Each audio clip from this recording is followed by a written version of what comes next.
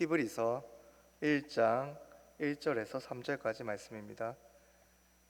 히브리서 1장 1절에서 3절까지 말씀 제가 읽어드리겠습니다. 옛적에 선지자들을 통하여 여러 부분과 여러 모양으로 우리 조상들에게 말씀하신 하나님이 이 모든 날 마지막에는 아들을 통하여 우리에게 말씀하셨으니 이 아들을 만유의 상속자로 세우시고 또 그로 말미암아 모든 세계를 지으셨느니라. 이는 하나님의 영광의 광채시요 그 본체의 형상이시라. 그의 능력의 말씀으로 만물을 붙드시며 죄를 정결하게 하는 일을 하시고 높은 곳에 계신 지극히 크신 이의 우편에 앉으셨느니라. 아멘. 오늘부터는 히브리서 말씀을 다루도록 하겠습니다. 히브리서는 구약과 신약 전체를, 그러니까 통전적으로 다루고 있는 책인데요, 쉽지 않은 성경입니다. 하지만 우리 교회가 30주년을 맞아 성경 일독과 필사를 하는 시점에서 성경 전체를 다루기에 좋은 주제라고 생각했고, 설교자가 많이 부족하지만 함께 히브리서 말씀을 배워나가면서 예수 그리스도 중심으로 성경 말씀을 함께 제대로 듣는 푸른초장교회 성도들이 되길 바라며 어렵게 채택했습니다. 그럼 한번 히브리서 속으로 들어가 보도록 하겠습니다. 간략한 개요를 다뤄보죠. 먼저 히브리서의 독특한 점이 있습니다. 저자가 누구인지를 특정할 수 없다는 것입니다. 바울이 쓴 게 아닐까라는 추측들이 많이 있었지만 성경의 무호성의 관점에서 보면, 이 히브리서 내용을 관점으로 보면요, 그렇게 확정 지을 수가 없습니다. 히브리서 본문에는 저자가 누구인지 힌트를 주지 않고 있고, 또한 바울의 다른 서신들과 다르게 시작 부분에 인사말을 건네고 있지 않기 때문입니다. 그렇다면 히브리서의 수신자들, 히브리서를 받는 사람들은 누구일까요? 고대 사본을 보면 이 서신이 히브리인들에게 라는 제목이 붙어 있는데요, 이러한 점에서 히브리서가 기독교로 회심한 유대인들을 위한 서신이었음을 알 수 있습니다. 명확하게 우리가 그 원청중이, 그 당시의 청중이 유대인들 중에서도 어떤 특정한 집단을 대상으로 하는지는 우리가 명확하게 알 수는 없지만, 중요한 건 회심한 유대인이 대상이라는 거죠. 이 말은 믿는 사람들에게 더욱더 단단한 믿음을 주기 위해서, 그 믿음의 방향을 확실시하기 위해서, 그 방향의 중심이 예수 그리스도 중심성이라는 것을 보여주기 위해서 쓰인 편지라는 거죠. 그러니까 주 예수 그리스도의 교회에 보낸 편지가 바로 히브리서입니다. 무엇보다도 히브리서가 구약 성경의 역사와 주제와 신학을 다룬다는 점에서 히브리서는 모든 그리스도인들에게 구약 성경을 이 땅에 오신 예수 그리스도와 올바르게 연결해서 읽는 법을 가르쳐 준다는 점입니다. 이러한 맥락에서 오늘 히브리서의 첫 부분으로 들어가 보도록 하겠습니다. 히브리서 서문에서 히브리서 저자가 말하고 있는 게 무엇인가요? 인사말이 생략되었다고 했습니다. 인사말 대신에 제일 먼저 무엇이 나오고 있나요? 성경 전체를 요약하는 장엄한 선언이 나오고 있습니다. 히브리서는 처음에 이렇게 시작되는데요, 옛적에 하나님이 여러 부분과 여러 모양으로 선지자들을 통해 말씀하셨으나 이 모든 날 마지막에는 아들을 통하여 우리에게 말씀하셨다. 그러니까 지금 히브리서 서문은 성경 전체의 구조를 보여주고 있습니다. 첫째, 하나님은 말씀하시는 하나님이시다. 둘째, 하나님은 역사 속에서 계시하신다. 셋째, 그 계시의 절정은 예수 그리스도이시다. 여러분, 히브리서는 한 문장으로 요약할 수 있습니다. 예수 그리스도는 모든 것들보다 더 위대하시다. 앞으로 살필 때지만 히브리서는 계속해서 예수님을 다른 대상과 비교하는데 항상 비교 우위에 예수님이 계십니다. 예수님은 천사보다 높으시고 예수님은 모세보다 위대하시며 예수님은 아론과는 비교할 수 없는 제사장이시고 예수님의 제사는 구약의 제사를 완성하는 영원한 제사이다. 즉 히브리서는 말합니다. 구약의 모든 것은 예수 그리스도를 가리킨다고. 그리고 여러분, 히브리서는 말씀했다시피 성경을 통전적으로 읽는 법, 구약과 신약을 연결하는 법을 보여주고 있다고 했습니다. 구약의 제사는 십자가를 향하고 있고 대제사장은 예수님을 가리키고 있으며 성막은 하나님의 임재를, 언약은 새 언약을 바라보게 만든다고 말했습니다. 여러분, 구약은 그림자고 예수 그리스도는 실체입니다. 히브리서가 바로 그 실체이신 예수 그리스도를 보여줍니다.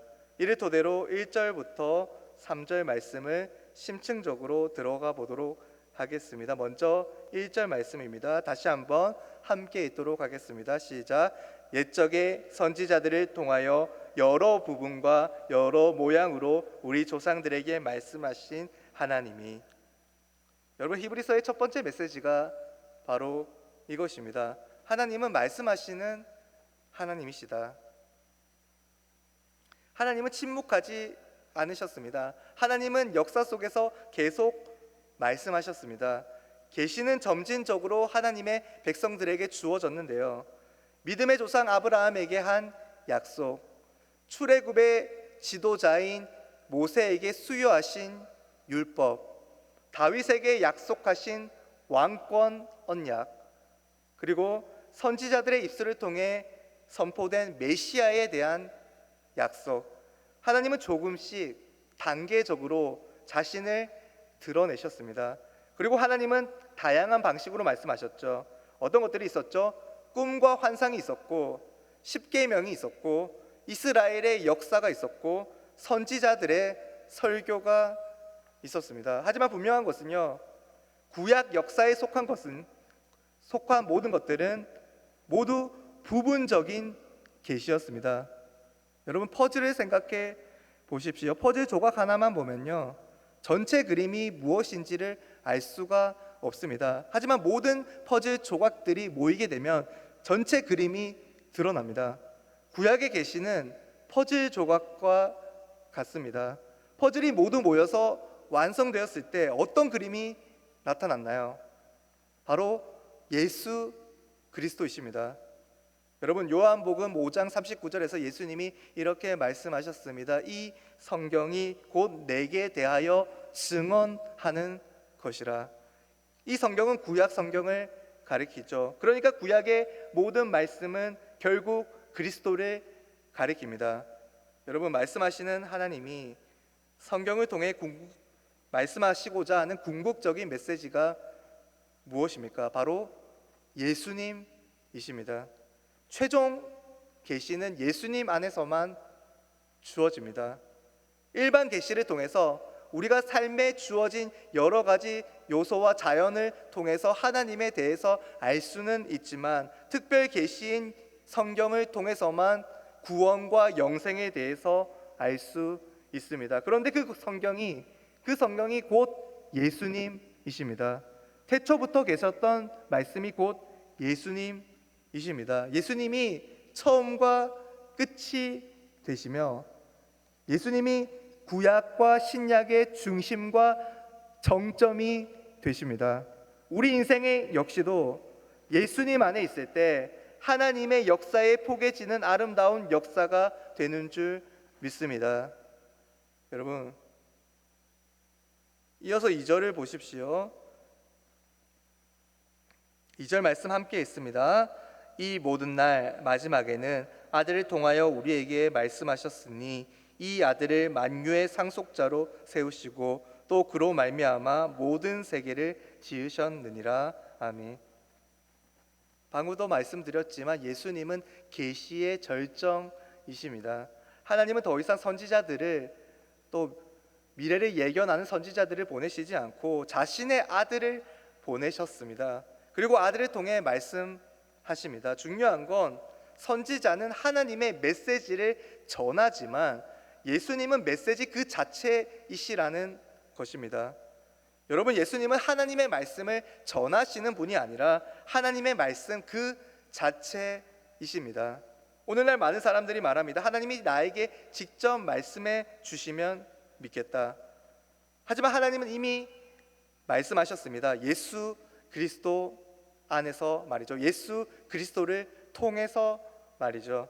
성경은 말합니다. 하나님이 아들을 통하여 말씀하셨다. 좀 더 예를 들어보죠. 한 나라의 왕이 그 나라의 백성들에게 편지를 보냈습니다. 그런데 백성들이 그 편지를 읽지 않았습니다. 그래서 왕은 자신의 아들 왕세자를 직접 보냈습니다. 왕이 보낸 왕세자를 거절하는 것은 곧 왕을 거절하는 것이죠. 예수님을 거절하는 것은요, 왕이신 하나님의 말씀을 거역하는 것입니다. 예수님은 곧 왕의 어명, 거역할 수 없는 부르심이죠. 그러한 부르심을 받고 그런 부르심을 받아 우리가 예수님을 알게 되고 인격적으로 예수님을 믿게 되고 제대로 믿게 되어서 하나님 나라에 들어가게 되었습니다. 놀라운 하나님의 은혜가 우리에게 임했습니다. 은혜에 대한 감사는요, 우리가 하나님의 놀라운 은혜이신 예수님을 바라보면서 우리가 할 수 있는 감사는요, 계속해서 은혜의 핵심인 예수님을 기억하고 생각하는 것인 줄 믿습니다. 여러분, 마지막으로 3절을 보겠습니다. 히브리서 1장 3절 말씀 함께 읽겠습니다. 시작. 이는 하나님의 영광의 광채시요 그 본체의 형상이시라.